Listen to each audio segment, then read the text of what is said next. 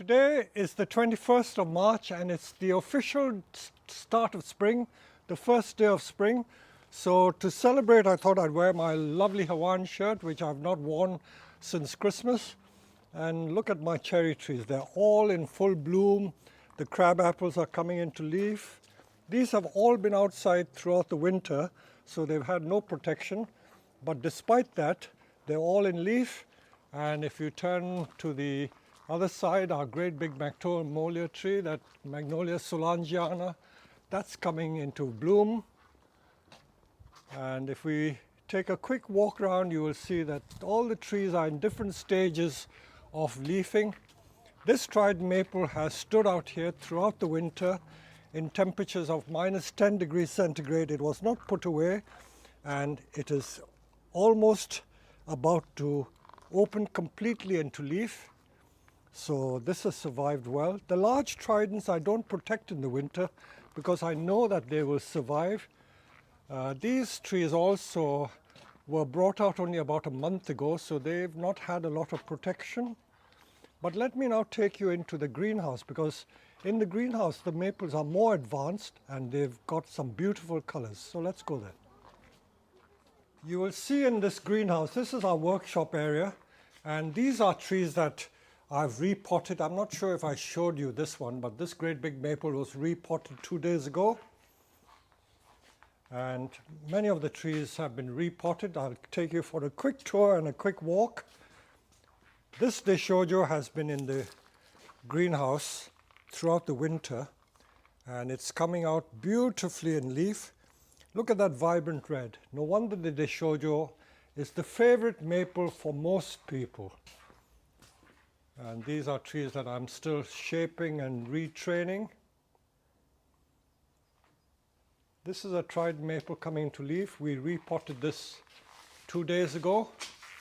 It was in a round pot, and that is the final image of the tree.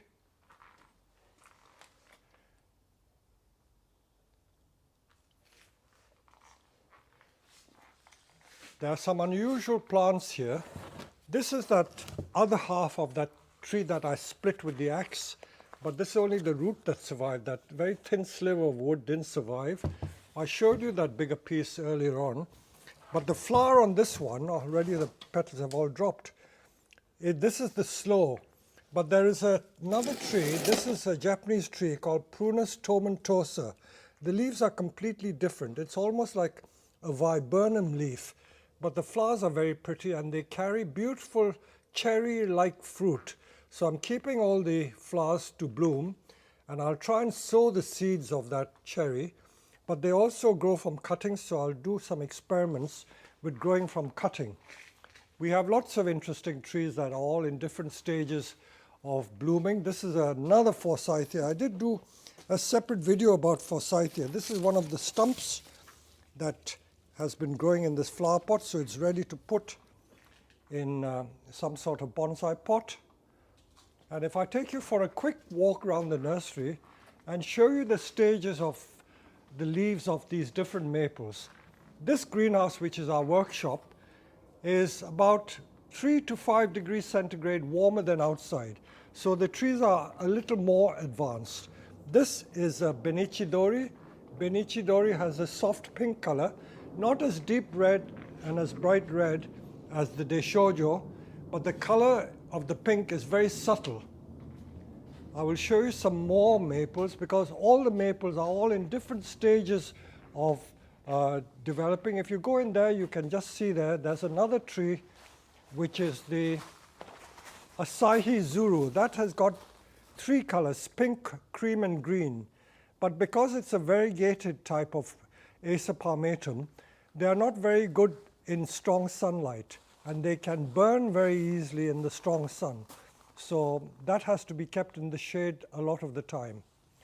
All the maples are all at different stages of leafing.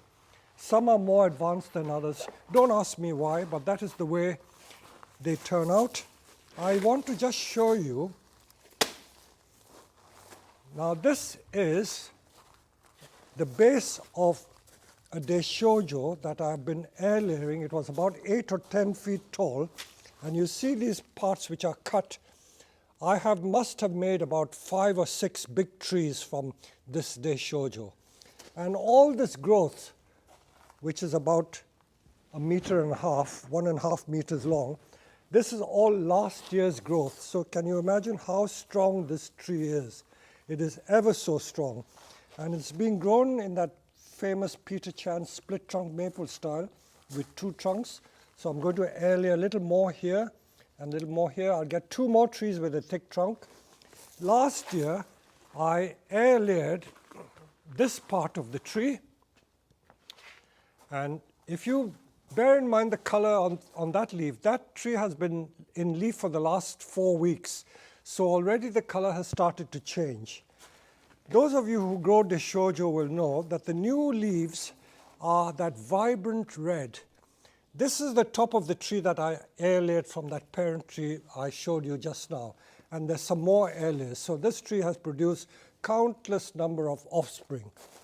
So this is still red, but that turns that dirty red color. So the Trident and the Deishojo maple stay red for, I would say, 3 months.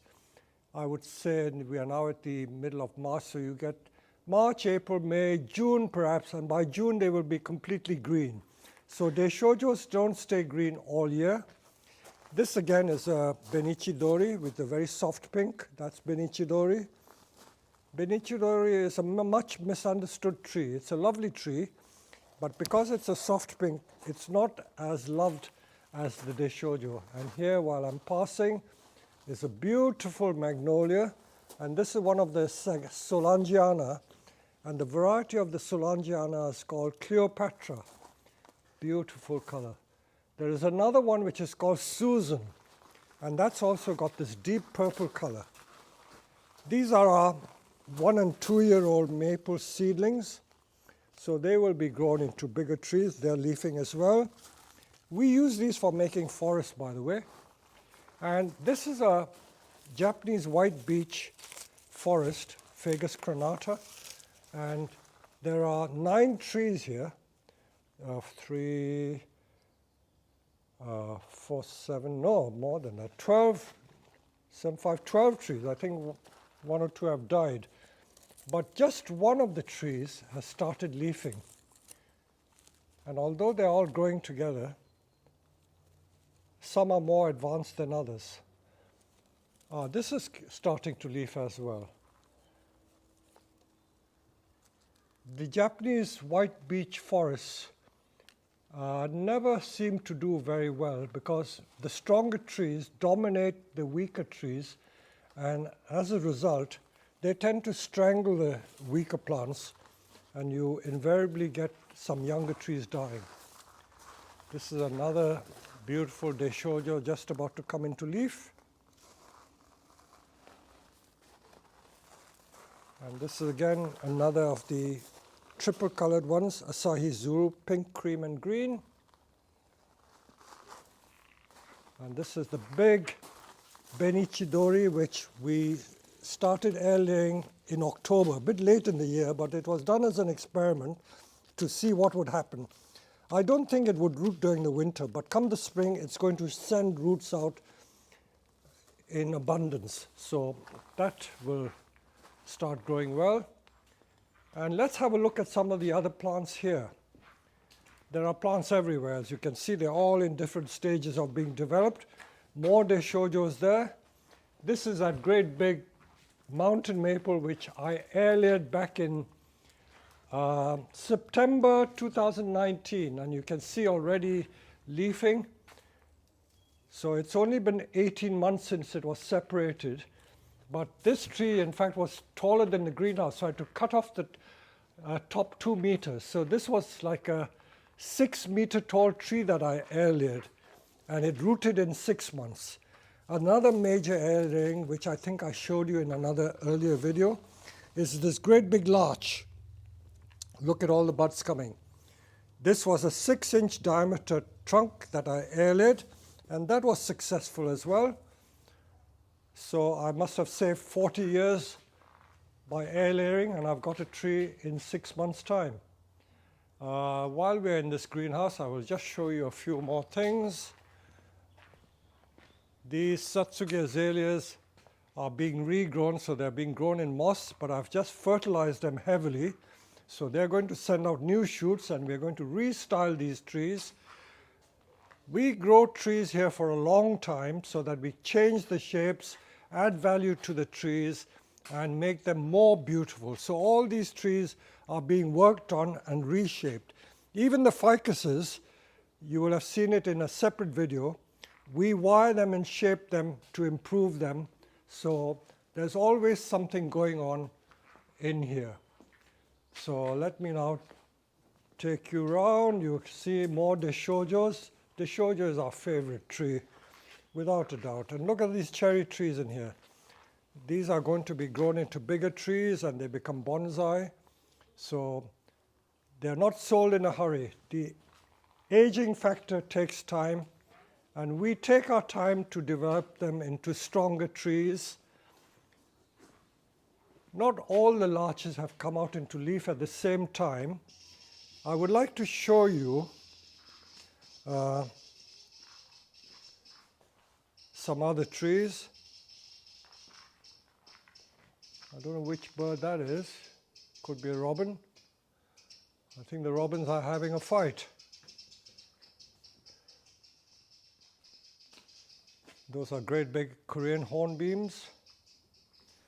And while we are passing, this is a Viburnum, and this one is called Edgeworthia Chrysantha grandiflora. They've got these lovely pom-pom type flowers, highly scented. And I grow these in my garden, so I'm using it as a propagating plant, so it's going to be a mother plant. We will take a quick walk in the tunnel. Or let's go outside, I can show you some more forsythia which are in bloom.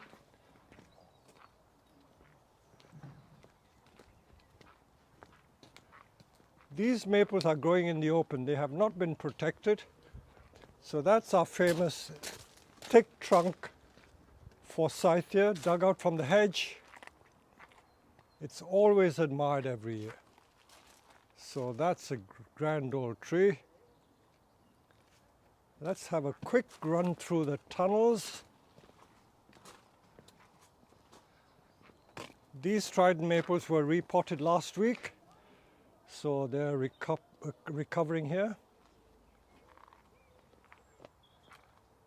There's so many interesting trees, I don't have the time to show them all to you. This is one with a completely hollow trunk. And that rotting has occurred naturally, completely natural. So there's no carving done. And because it's natural, they look so much better. These are trees in different stages of being developed. We have to refine them. Sometimes we don't like to refine too much because customers like to do it themselves. If you do it too much, they do lose interest and they don't buy it. And these long shoots, I know they can be pruned back, but I'm going to use them as cuttings because Itoigawa is a very rare variety of juniper, the Chinese juniper, so we use them as cuttings for future plants. And there's a lovely larch in here. I would like to show you. This is only a quick walk. And these Chinese junipers are being grown on to become bigger trees. So look at the growth, you know, about 30 centimeters of new growth. So if you want a bigger tree, we grow them into either longer branches or new apex. So they will be restyled and reshaped, so we're not in a rush to do those. I just want to show you the Tanuki Larch, which is much admired. The pyracantha here are protected from hard frost in the shade tunnel. And if you look at the leaves, they're slightly yellow. And the reason why they're slightly yellow is because they are the old leaves and they're about to shed. When they drop, the new leaves will come, so the tree will become bright green once again. So that is why they're in here.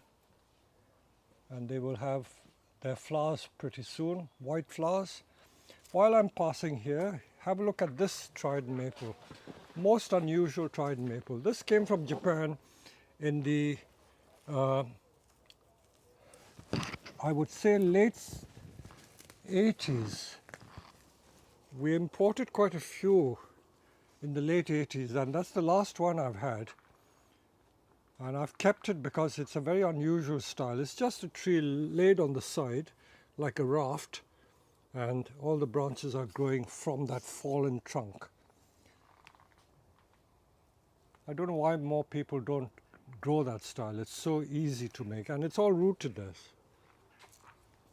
And the last tree I would like to show you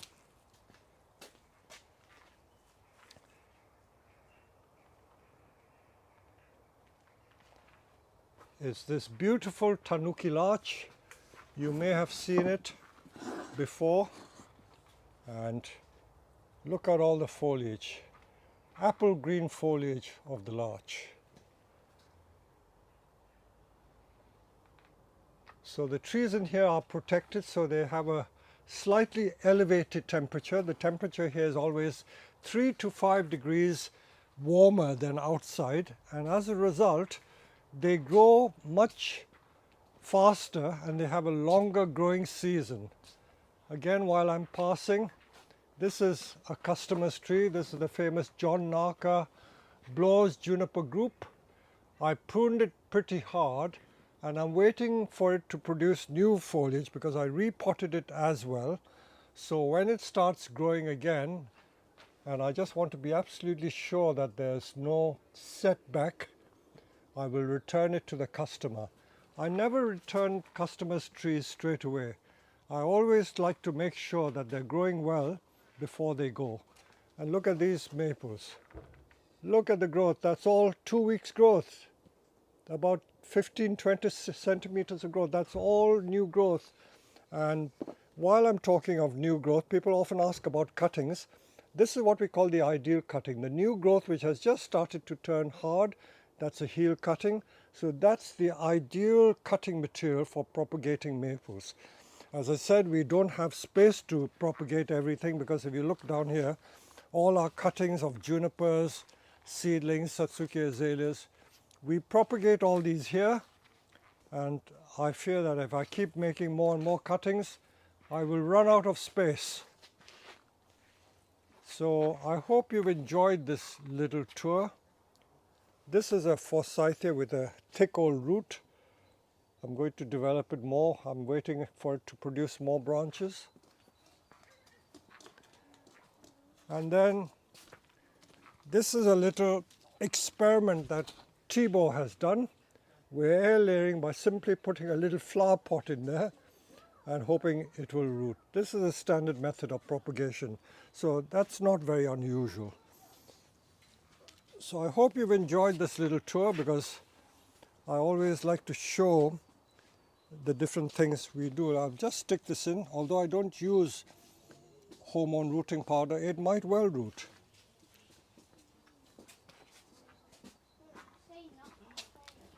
And talking of cuttings, these are juniper cuttings and these are camellia cuttings. It's just flowered, and these are just 1-year-old camellia cuttings. So we propagate all these. These are also 1-year-old cuttings. This is the Kisu Juniper, and this is a very rare type of Picea. And this is a 2-year-old cutting. Look at the roots on that. Look at the thick trunk. It's as thick as a biro.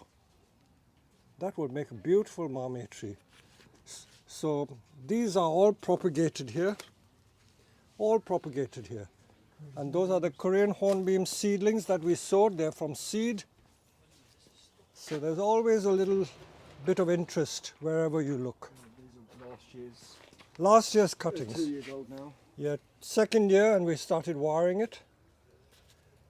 So soon we will be self-sufficient in juniper.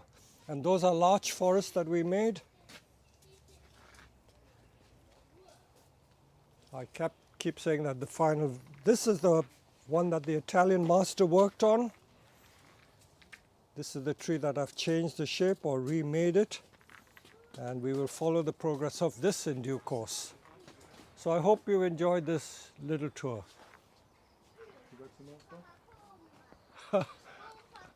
It's not yet in leaf.